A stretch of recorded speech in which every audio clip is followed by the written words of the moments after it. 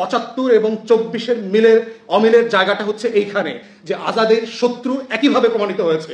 শেখ মুজিব, শেখ পরিবার, আওয়ামী লীগ, দিল্লির গোলামরা পরাজিত হয়েছে এবং প্রেসিডেন্ট জিয়াউর রহমানের মতো এরকম আরো যারা শহীদ হয়েছেন সেরকম আজাদির পক্ষের মানুষরা এসে তখন দায়িত্ব নিয়েছেন।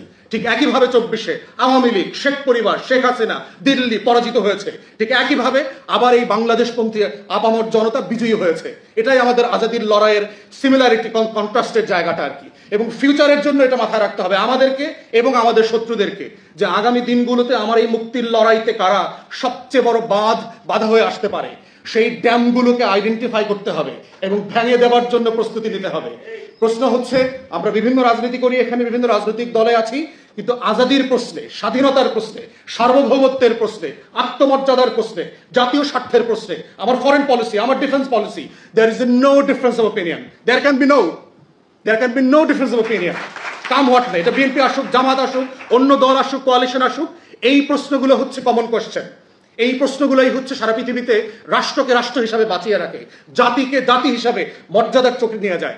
এবং সেজন্যই পশ্চিমা দেশগুলোতে দেখবেন সরকার পরিবর্তন হয়, ক্ষমতা পরিবর্তন হয়, দল পরিবর্তন হয়, কিন্তু যুদ্ধের নীতি পরিবর্তন হয় না। কোন দেশে গিয়ে কার কাছ থেকে তেল চুরি করবে, গ্যাস চুরি করবে, সেখানে দেখবেন পুরো কংগ্রেস, পুরো house of parliaments agree to the position. এবং এটাই হচ্ছে জাতিসত্তার আজাদির প্রশ্ন। অতএব 7ই নভেম্বর 75 আর 24 এই জায়গাটাতে হচ্ছে আমাদেরকে একটা কমন জায়গায় শিক্ষা দিয়েছে যে আগামী দিনের রাষ্ট্র বিনির্মাণে যে নতুন পলিটিক্যাল সেটেলমেন্ট দরকার, সেখানে এই কমন কোশ্চেনে আমরা কম্প্রোমাইজ কেউ করব না। এর বাইরে হলো পলিটিক্স। আমার হেলথ পলিসি কি হবে, এখানে ডিফারেন্স অফ ওপিনিয়ন থাকবে। আমার এডুকেশন পলিসি কি হবে, এখানে ডিফারেন্স অফ ওপিনিয়ন থাকবে। কে কোথায় নির্বাচন করবে না, এখানে ডিফারেন্স অফ ওপিনিয়ন থাকবে। জুলাই সনদ নিয়ে 100 ওপিনিয়ন থাকতে পারে, কোনো সমস্যা নাই। কিন্তু এই কমন মোটা দাগের প্রশ্নই হচ্ছে আগামী দিনের 7ই নভেম্বরের, আগস্ট বিপ্লবের, 24-এর এবং 75-এর মুক্তির লড়াইয়ের বার্তা। আওয়ামী লীগকে রাজনীতিতে অথবা নির্বাচনে অংশগ্রহণ করতে না দিলে দেশে স্থিতিশীলতা থাকবে কিনা, নির্বাচন সুষ্ঠু গ্রহণযোগ্য হবে কিনা, এই প্রশ্নগুলোকে ডিল করতে হয়। প্রশ্ন হচ্ছে যে ইতিহাসের পরম্পরা বারবার প্রমাণ করেছে যে আওয়ামী লীগ রাজনৈতিক দলের ডেফিনেশনে পড়ে না। সে হচ্ছে একটা ন্যাশনাল সিকিউরিটি থ্রেট, জাতীয় নিরাপত্তার হুমকি। এবং পৃথিবীর ইতিহাসে এই জায়গাগুলোতেও তারা রাজনৈতিক দল নিষিদ্ধ করে দেয়, তারা প্রতিষ্ঠান ব্যান করে দেয়। রাশিয়ার একটা টেলিভিশন আছে RT, আপনারা দেখবেন অনেকগুলো ভাষায় এটা অপারেট করে। আমি ইংল্যান্ডে থাকা অবস্থায় দেখলাম RT ইংল্যান্ডে ব্যান করে দিল। তো ইংল্যান্ড তো ডেমোক্রেসির দেশ না, অনেক মত পথ চর্চা করা যায়। ইরানের একটা টেলিভিশন আছে, প্রেস টেলিভিশন। আমরা একই সময় থাকা অবস্থায়, লন্ডনে থাকা অবস্থায় দেখলাম যে প্রেস টিভিটা ইংল্যান্ড বন্ধ করে দিল, কোনো ব্রডকাস্ট করা যাবে না। এবং শুধু তাই না, এই টেলিভিশনগুলোতে যারা কাজ করতেন তাদের অনেককে গ্রেফতার করা হয়েছে, তাদেরকে জেলে নেওয়া হয়েছে এবং পার্সোনা নন গ্রাটা করে দেওয়া হয়েছে, দেশ থেকে বসে করে দেওয়া হয়েছে 1-2 দিনের ব্যবধানে। তাহলে এত গণতন্ত্র, এত মত প্রকাশের স্বাধীনতা, এত আইনের শাসন, এত এত এত এত গল্প যেগুলো তারা আমাদেরকে মানবাধিকারের নামে শেখায়, বলে, তারা সেগুলো কেন করলো? একটা মাত্র শুধু কারণ তারা বলেছে যে they pose national security to our sovereignty. তারা আমাদের জাতীয় নিরাপত্তার হুমকি তৈরি করছে। কারণ এই টেলিভিশনগুলোতে যারা কাজ করছে, যারা চাকরি করছে, তারা সাংবাদিকতার কাভারে আসলে ওই সকল দেশের এজেন্সির লোক। এবং এটা খুব কমন প্র্যাকটিস, সারা দুনিয়াতে আছে। এখানে আকবর ভাই আছেন, উনি এইগুলো খুব ভালো জানেন, স্ট্র্যাটেজিক যে জায়গাগুলো আছে, যে কিভাবে এজেন্সি সাংবাদিকতা আড়ালে এমবেডেড কাজটা করে বিভিন্ন দেশে। তো ঠিক একই বাস্তবতায় আওয়ামী লীগের জন্ম হচ্ছে আজন্ম পাপ এবং আমাদের নিরাপত্তার হুমকি। ওর জন্ম কিন্তু পলাশী দিবসে, বারবার বলেছি, দেশবাসীকে বুঝতে হবে। এবং এটা কাকতালীয় হইতে পারে, বাট দিন শেষে 1949 সালের 23শে জুন পলাশী দিবসে তার জন্ম। তো ওর জন্মটাই হচ্ছে আজন্ম পাপ, যে ওর জন্মটাই হচ্ছে একটা প্রতিবন্ধত্ব নিয়ে জন্মাইছে, যে ও শুধুমাত্র বাংলাদেশের স্বাধীনতা সার্বভৌমত্বের ক্ষতি করবে, ক্ষতি করার মধ্য দিয়ে সে বেঁচে থাকবে। এটাই তার ব্লাড ফ্লো, এটাই তার ব্লাড সার্কুলেশন তৈরি করে, এটাই তার পলিটিক্যাল ডায়ালিসিস। এটাই যে কিডনি নষ্ট হলে ডায়ালিসিস করতে হয় না, দূষিত রক্তকে শোধন করে আবার পরিশুদ্ধ করে। আওয়ামী লীগের পলিটিক্যাল ডায়ালিসিসের প্রসেস হচ্ছে যে বাংলাদেশের স্বাধীনতা সার্বভৌমত্বকে ধ্বংস করে দিল্লির গোলামি কায়েম করবার মধ্য দিয়ে তার রাজনীতি এবং তার রাষ্ট্র কাঠামো গঠন করা। এবং এইটা বোঝার মধ্য দিয়ে হচ্ছে আমার মাটির, আমার জমিনের আজাদির লড়াই, এটা বুঝতে হবে। এবং এই ফ্রেমটা ধরলেই বোঝা যাবে যে ইন্ডিয়ান হেজিমনি কিভাবে ওয়ার্ক করে। এবং ইন্ডিয়ান হেজিমনির ওয়ার্কের দুইটা মোটা দাগের জায়গা আছে। একটা জায়গা হচ্ছে তার পলিটিক্যাল হেজিমনি। দিল্লির পলিটিক্যাল হেজিমনির একটা জায়গা আছে, আর দ্বিতীয়ত হচ্ছে তার কালচারাল হেজিমনি। তার কলকাতা কেন্দ্রিক যে নাচ গান কবিতা সাহিত্য, রবীন্দ্রনাথ ঠাকুর, তার যে চর্চা কেন্দ্রগুলো আছে, তার বলিউড আছে, এই কালচারাল ফ্রেমের মধ্য দিয়ে সেই কালচারাল হেজিমনি যেটা কায়েম করে। এখন তার দিল্লির পলিটিক্যাল হেজিমনিটা কিভাবে ওয়ার্ক করে? যে কোনো রাষ্ট্রের অন্য রাষ্ট্রে ইন্টারফেয়ার করবার সবচেয়ে বড় স্ট্রংগেস্ট ফর্ম হচ্ছে ওই দেশের রাজনৈতিক দলগুলোর ভিতরে তার স্বার্থ চর্চা করবার সুযোগ করতে দেয়া। এবং বাংলাদেশের ইতিহাস সাক্ষী বরংবার প্রমাণিত হয়েছে, পরম্পরায় আমরা দেখেছি বারবার যে কিভাবে আওয়ামী লীগের মধ্য দিয়ে দিল্লি তার পারপাস সার্ভ করেছে।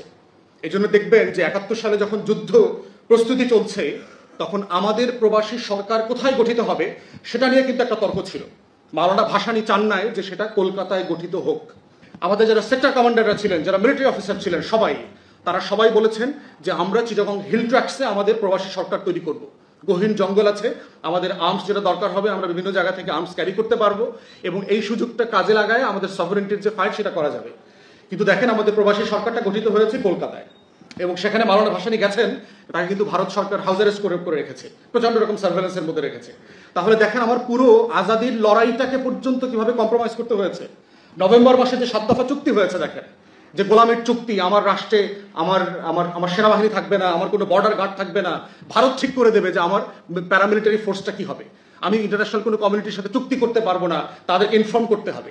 আপাত মস্তক আমার স্বাধীনতার লড়াইতে অংশগ্রহণ করবার যে সেই 7 দফা গোলামি চুক্তি, তাহলে সেই গোলামির ফ্রেম থেকে যখন এই ধরনের একটা সরকার গঠিত হয়েছে, তারা আসলে কি করেছে। এবং শেখ মুজিবের জীবনের সবচেয়ে বড় ট্র্যাজেডি এটাই যে একটা মুক্তির লড়াইতে যে মানুষটা 13 বছর 14 বছর জেল খেটেছেন, সেই মানুষটাই স্বাধীনতার নামে পরতে পরতে বাংলাদেশ আমলে স্বাধীনতা বিক্রি করে দিয়েছেন ভারতের কাছে। এবং এটাই হচ্ছে তার জীবনের সবচেয়ে বড় ট্র্যাজেডি। যে মানুষটা বাংলাদেশের গর্বিত গান্ধী হতে পারতেন, জিন্না হতে পারতেন, তিনি বাংলাদেশের মীর জাফরের রোলে চলে গেছেন, দেশ বিক্রি করার লড়াই করেছেন। যে মানুষটাকে সামনে রেখে বাংলাদেশে মুক্তির লড়াই হয়েছে, সেই মানুষটাই মৈত্রী চুক্তি করে ভারতের কাছে বাংলাদেশের সফরেনিটি বিক্রি করে দিয়েছেন। তো সেই জায়গাতে বুঝতে হবে যে 75 আগস্টে কি হয়েছে, নভেম্বরে কি হয়েছে, এবং 7ই নভেম্বরের সিগনিফিকেন্স কোথায়। 7ই নভেম্বর এবং আমাদের আগস্টের লড়াইয়ের কমন ফ্রেম হচ্ছে আমাদের শত্রু চেনার রাজনীতি। আজাদির লড়াইয়ের প্রধানতম শর্ত হচ্ছে ইতিহাসের মধ্য দিয়ে আমার শত্রু চিনতে হবে। এটাই হলো আমার সায়েন্স, এটাই বেঁচে থাকার সত্য। এবং একটা রাষ্ট্রের আজাদির শত্রুকে যদি আমরা বারবার চেনার পরে আবার ওই ফাঁদে পড়ি, তাহলে ওই রাষ্ট্রকে বারবার রক্ত দিয়ে, ঘাম দিয়ে, শ্রম দিয়ে, আবু সাইদদের রক্তের উপর দিয়ে বারবার লড়াই করতে হবে, কিন্তু দেশ স্বাধীন থাকবে না। ঠিক একইভাবে দেখেন হায়দ্রাবাদে কি হয়েছে। আজকের ভারত কিন্তু 47-এর ভারত না, ভারত 47-এ এত বড় ছিল না। আজকের আপনার এই যে দেখেন গোয়া দেখেন, জুনানগর দেখেন, হায়দ্রাবাদ দেখেন, সিকিম দেখেন, কাশ্মীর দেখেন, 631টা প্রিন্সলি স্টেট ছিল 47-এ, যারা ইন্ডিয়ান নেগোসিয়েশনে, ব্রিটিশ কলোনিয়াল নেগোসিয়েশনের অংশীদার ছিল না। তাদেরকে সবাইকে অপশন দেওয়া হয়েছিল, তারা যে যেখানে যেতে চায় সেখানে যেতে পারবে, তারা স্বাধীন থাকবার কথা ছিল।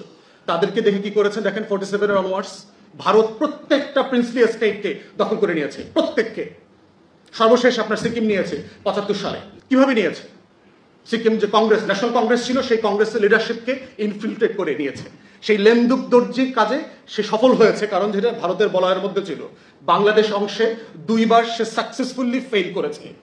75-এ ফেল করেছে দেশ নিতে, দেশের করায়ত্ত নিতে, এবং 24-এ ফেল করেছে। এবং এটাই আমাদের আজাদির লড়াইয়ের সফলতা বারবার। এবং বাংলাদেশের এই মাটির বিজয়ের ইতিহাস, শত শত বছরের ইতিহাস।